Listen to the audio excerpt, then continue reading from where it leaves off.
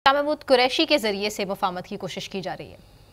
देखिए, अभी तो शाह महमूद कुरैशी साहब अपनी ज़ात के लिए मुफाहमत कर रहे हैं, वो तहरीक इंसाफ के लिए मुफाहमत नहीं कर रहे हैं। अच्छा, आप देखें उनके बेटे ज़ैन कुरैशी को भी शोकास जारी हुआ, उसको साइड लाइन कर दिया गया, और उनकी बेटियां और उनके बेटा पहले मीडिया पे बहुत एक्टिव थे, अब वो मीडिया पे नज़र नहीं आते हैं।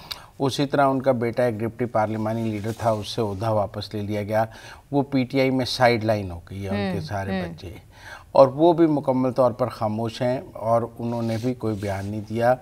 वो इससे पहले कोट लखपत के कैदी असीरान के खतूत ज़रूर आए हैं, लेकिन वो मुफाहमत के खतूत थे जो इमरान खान ने मुस्तरद कर दिए थे।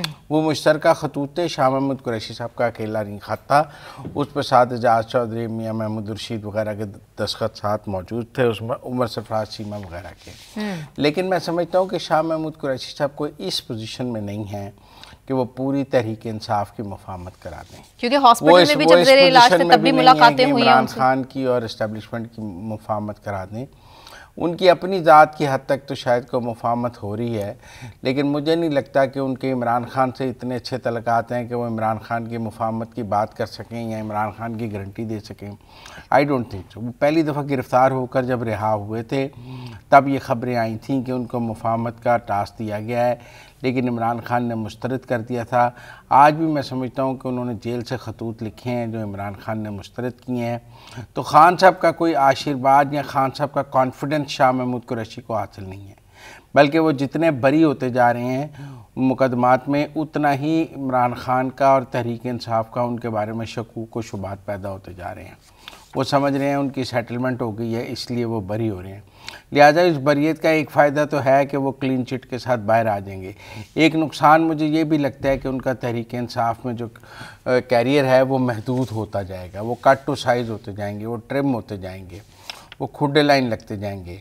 और फिर ये भी आप देखें कि जब से शाह महमूद कुरैशी साहब जेल में गए हैं तब से जावेद हाशमी बहुत एक्टिव नज़र आ रहे हैं, और ऐसा लगता है कि जावेद हाशमी साहब ने ये ख्याल किया है कि अब शाह महमूद कुरैशी साहब को शायद उतनी टिकटें तो पीटीआई से ना मिल सकें जितनी पहले मिलती हैं, लिहाजा उनकी या उनके बच्चों की टिकट का चांस निकल सकता है, क्योंकि जावेद हाशमी और शाह महमूद कुरैशी एक दूसरे के हमेशा हरीफ रहे हैं।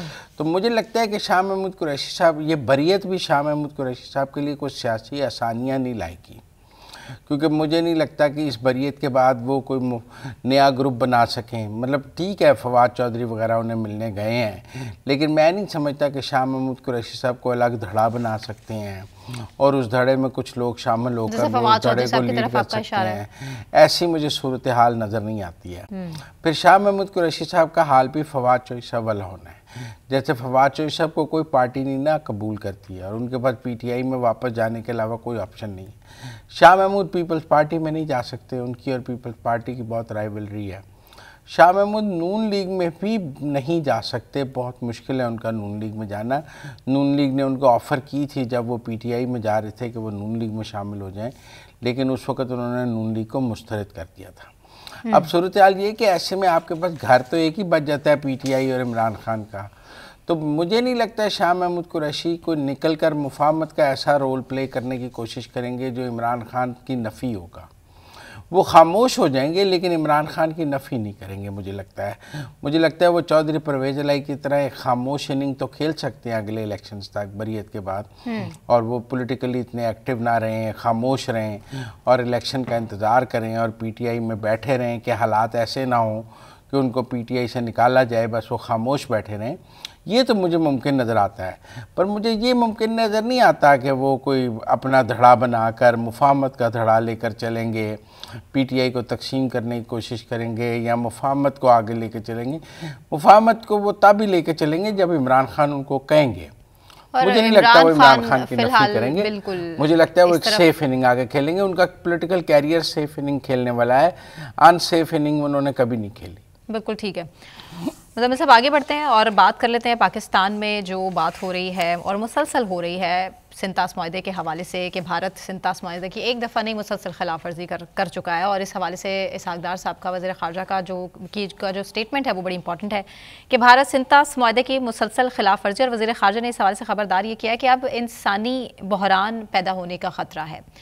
और इंडिया इसको किस हद तक सीरियस ले रहा है, ये तो हम अक़वाम मुत्तहिदा के इन सवालात से अंदाज़ा लगा सकते हैं, जिसका अल्टीमेटम तो दिया गया है अक़वाम मुत्तहिदा की तरफ से भारत को। लेकिन क्या भारत इसे सीरियस लेगा? What do you think? अच्छा, पहली बात तो ये कि बहुत मैंने आज खबरें देखी हैं हर जगह कि भारत ने पाकिस्तान का पानी रोक लिया। भारत, पहली बात तो ये कि भारत ने पाकिस्तान का कोई पानी नहीं रोका। जहांगीरी साहब ने अपना एक पोस्ट डेटेड इस्तीफा वफाकी वजीर कानून को दे दिया हुआ था, लेकिन आपने माफ़ी नहीं दी, आप कोवरेंटो रेट लेकर चलते रहे, आपने वो पोस्ट डेटेड इस्तीफे को काफ़ी नहीं समझा।